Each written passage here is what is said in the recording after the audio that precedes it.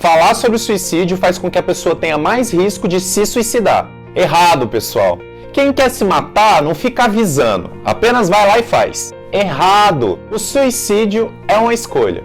Errado, errado. Preconceito, tabus e desinformação. Esses três elementos são geradores de informações distorcidas que não são verdade e que acabam criando mitos ao redor do comportamento suicida. Tudo que a gente tem medo de falar, de discutir, de pedir informação, cria uma série de noções totalmente erradas, verdadeiros mitos. E geralmente são sabichões aí da sociedade que acabam espalhando essas noções que não são verdadeiras. Pessoas que ficam vigiando a vida do outro, preocupados em julgar as ações do outro sem ao menos saber o que se passa, opiniões em assuntos que eles não têm vivência, experiência e nem ao menos um pouco de conhecimento. Para você se tornar um bom agente de combate ao suicídio, de prevenção ao suicídio, você precisa também conhecer os mitos que estão ao redor dessa ideia, desse comportamento. Alright, alright, alright.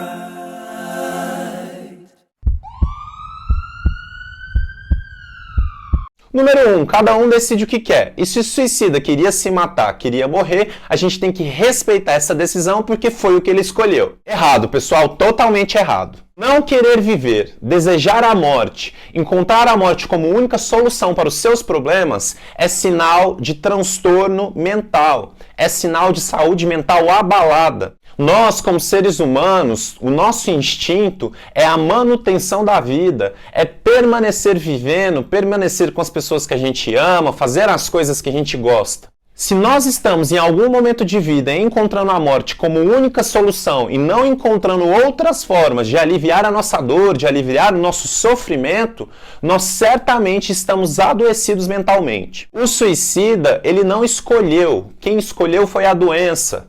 A pessoa que quer se suicidar, que tenta se suicidar, está enxergando a realidade de uma forma distorcida. Ela está tendo vivências extremamente negativas e extremamente tóxicas. Os pensamentos e os sentimentos estão desorganizados e essa desorganização acaba gerando um comportamento que é totalmente doentio. Então, pegando essa informação, eu já vou colocar aqui para vocês que o pilar central da prevenção ao suicídio é o tratamento da doença mental, é o tratamento do funcionamento patológico que está estabelecido. A gente tem que procurar o que está acontecendo com essa pessoa, encaminhá-la para um psiquiatra e para um psicólogo e começar a intervir diretamente nesse funcionamento dessas ideias que estão doentes. Número 2. Fulaninho tentou se suicidar ontem, mas não conseguiu, pensou melhor. Hoje já está melhor, já está pensando nas coisas de um jeito diferente. Ele já está fora de risco, já passou. Errado. Pessoas que acabaram de tentar se suicidar, elas não melhoram de um dia para o outro, de uma noite para outra. Pessoas que estão em processo inicial de tratamento e de melhora, elas têm que ser observadas constantemente, tanto pelos familiares, quanto pelos psicólogos, quanto pelos psiquiatras durante um bom tempo. Um dos períodos mais perigosos da pessoa que acabou de tentar se suicidar é geralmente logo após a tentativa de suicídio. Como a pessoa que tentou se suicidar, às vezes ela tem muita dúvida do viver ou morrer, e ela tem um comportamento muito impulsivo, como eu já disse aqui nos vídeos anteriormente, ela pode ir novamente tentar se suicidar logo após uma tentativa anterior. É muito comum que pessoas que acabaram de tentar se suicidar e estão internadas, por exemplo, tentem de novo fazer a mesma coisa mesmo dentro da internação, mesmo dentro do hospital. Então a observação, pelo menos aí nos 3 primeiros meses após uma tentativa de suicídio, é fundamental, a gente não pode correr esse risco. Número 3 é uma frase muito parecida com a frase anterior.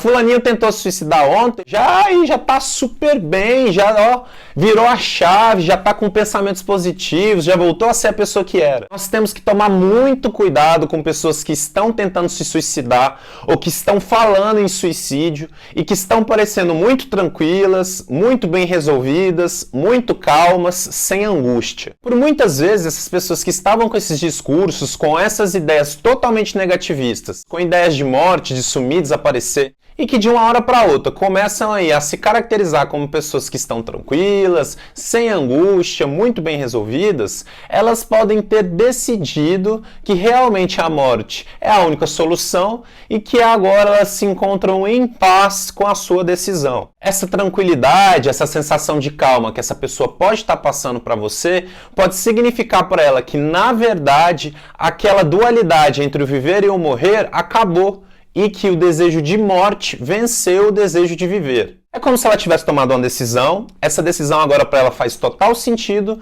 e aquela angústia da dualidade entre o viver e morrer tivesse sido totalmente apagada. Número 4.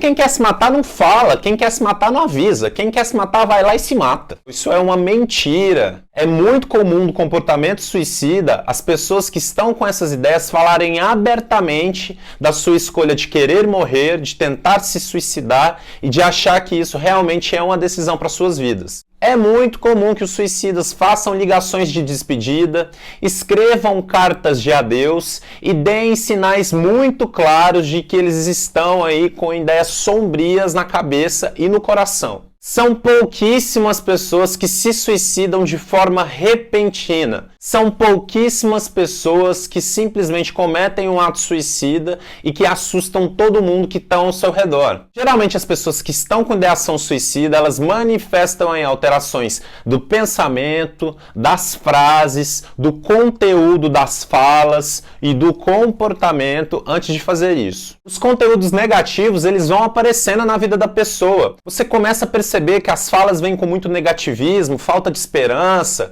com um conteúdo de morte, de ruína. E para você que é amigo, que é namorado, que é pai, que é mãe, começa até aquela pulga atrás da orelha, você começa a perceber que tem alguma coisa que não está se encaixando bem, que tem alguma coisa errada. Quando você tiver essa sensação em relação a alguém que você ama, não despreza isso. Pergunta para a pessoa o que está acontecendo, o que pode estar se passando. E se você acha que tem alguém perto de você, que você ama, que pode estar tendo ideias suicidas, clica aqui no card aqui em cima que eu já produzi um vídeo falando e orientando para você com detalhes como que você pode ajudar uma pessoa que está em risco de se suicidar. E quando as pessoas falam abertamente da sua intenção de se matar, quando elas falam abertamente dos conteúdos de morte, de desesperança que estão dentro delas, quando as pessoas enviam telefonemas, enviam cartas, a gente não pode desconsiderar esses sinais. Você não pode ser irresponsável com isso. Você tem que pegar essa pessoa e levar para uma avaliação médica urgente. Se você achar que a situação está muito difícil, leva ela no pronto-socorro de forma imediata. E eu vou deixar aqui para vocês também o número de CVV, que é o Central de Apoio à Vida, que vai poder te prestar um atendimento 24 horas se você estiver passando por isso agora e não tiver ninguém para te ajudar no momento. Número 5, os pensamentos de suicídio e as tentativas de suicídio são assuntos que a gente deve evitar. Errado, pessoal, totalmente errado. Falar sobre suicídio, sobre as ideias suicidas, não aumenta o risco de suicídio. Muito pelo contrário, falar sobre isso faz com que você demonstre interesse no que está acontecendo na vida da pessoa, demonstre interesse nos seus pensamentos e nos seus sentimentos e pode fazer com que vocês fiquem mais próximos, fazer com que vocês criem um vínculo. E nos casos das pessoas que estão com pensamentos suicidas e que vão tentar se suicidar, a criação de um vínculo, a criação de um suporte é um fator de proteção para que a pessoa não chegue a fazer isso. O suicida, ele tem uma dualidade, ele tem uma dúvida, um sofrimento entre o viver e o morrer. E você tem que entrar aí como um agente que puxa ele, que reforça ele para a vontade de viver. Você tem que tentar ajudar essa pessoa a enxergar a si mesma, o mundo e o próprio futuro de uma forma diferente do que ela está conseguindo sozinha nesse momento. Você acha que isso vai fazer diferença na sua vida e na vida das pessoas que você ama? Eu já te convido a se inscrever no meu canal para receber aí toda semana a notificação de novos materiais que eu estou publicando semanalmente de forma gratuita para vocês. Não esquece de apertar o sininho para notificação de novos vídeos para você saber quando o novo material está chegando e também compartilha todo esse conteúdo, toda essa informação pelo WhatsApp, pelo Facebook, por onde você conseguir. Quando as pessoas recebem informação, essas pessoas começam a ter mais condições de levar uma vida mais tranquila, de encontrar resoluções reais para os seus problemas e passam a viver aí com maior qualidade de vida de um jeito mais saudável. Se a gente está impactando na vida de uma pessoa,